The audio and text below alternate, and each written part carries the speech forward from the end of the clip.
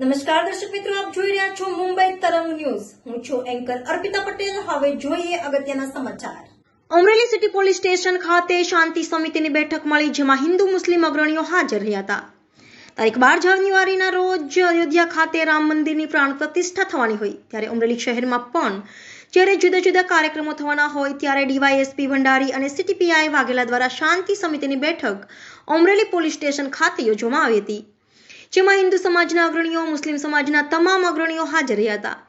DYSP Bhandari દ્વારા તારીખ 22ના રોજ જે કાર્યક્રમ થયા હોય તે સંગઠનોના અગ્રણીઓ પાસેથી માહિતી લેવામાં આવી અને તમામ કાર્યક્રમ શાંતિ અને ભાઈચારા સાથે થાય એવી સૂચના આપી હતી, જેમાં બંને પક્ષ દ્વારા પોલીસને બાંહેધરી આપવામાં આવી હતી કે અમરેલીમાં હંમેશા હિન્દુ મુસ્લિમ સાથે રહીને તમામ કાર્યક્રમો કરતા આવે છે, ત્યારે આ પણ કાર્યક્રમ એકતાથી કરવામાં આવશે. કોઈ પણ જાતની કોઈને ઠેસ પહોંચે એવો કોઈ પણ કાર્યક્રમ કરવામાં આવશે નહીં.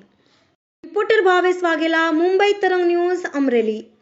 આજ રોજ અમરેલી સિટી વિસ્તારની અંદર આગામી સમયમાં તારીખ 22ના રોજ અયોધ્યામાં થનાર કાર્યક્રમ અન્વયે અહીંયા જે કાર્યક્રમો થવાના છે, યાત્રા નીકળવાની છે, એમાં સુલે શાંતિ જળવાય, ભાઈચારો જળવાય, કોમી એકતા જળવાય, એ માટે તમામ સંપ્રદાય સમુદાયના આગેવાનોની મિટિંગ કરવામાં આવી હતી. શાંતિ સમિતિ બેઠક મળી હતી અને તમામ લોકોએ એક મતે અમરેલીમાં વાતાવરણ સારું જળવાય રહે એ માટે કાર્યક્રમ ઉજવવા માટે બાંહેધરી આપી છે. એ માટે પોલીસ કટિબદ્ધ છે.